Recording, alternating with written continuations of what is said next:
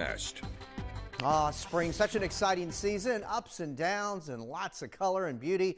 How about some tulips and violas? And Margaret Johnson captured that nice shot from Stanton. And of course, the dogwoods, which are our state flower and state tree, certainly putting on a beautiful show. James Wilson captured that nice shot from North Garden. Let's take a look at the numbers. Only made up to a high of 52 today. Right now, 51. That's again 16 degrees below average. Air mass very dry. The wind, which has been gusty throughout the course of the day, that'll begin to lower and lighten up here tonight. 46. The current reading at the Valley Airport in Weir's Cave, touching 48 for the afternoon high. Again, air mass dry, the wind calming down. Temperatures for most of us at this hour, mid 40s to low 50s. Mountain locations held in the 30s today. And yes, we have widespread freezing conditions here for the overnight. So we're expecting widespread 20s across the region. Of course, it's still early spring, so if you have any outdoor potted plants or something you want to protect, certainly do so. As we look at climatologically dates for frost freeze conditions,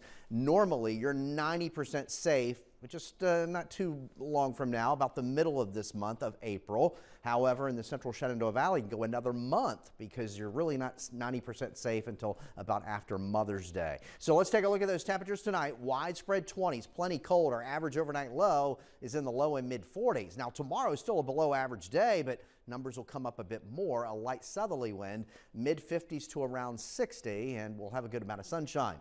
The late week, well, April showers make a return.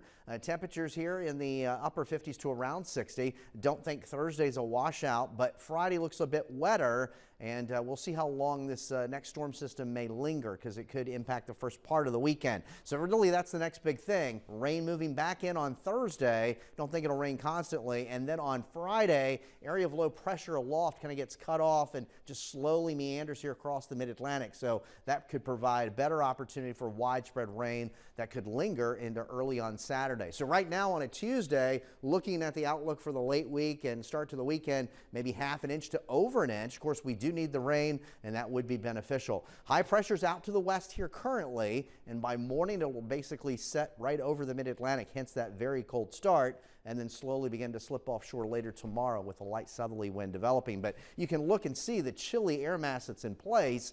We've gone from the spring warmth of last week and over the weekend, even with the rain, and then now we're back into the chill of spring. Certainly feels like early March. So in the morning, widespread 20s, frost freeze conditions. Afternoon highs will top out in the mid 50s to around 60. Still a pleasant day. And then we cloud up here tomorrow night. Thursday morning could be a few scattered showers, more so during the day, but not constant rain. Mostly cloudy, mid 50s to around 60, and that better chance of rain on Friday. So widespread 20s tonight, that freeze warning in effect. There's a look at the Michael and Son 7-day forecast as the spring chill takes us through the rest of the week. We'll watch the rain here by the end of the week and the timing for the weekend, but temperatures by Sunday into next week will turn much more seasonable and above average back in the lower to middle 70s for many.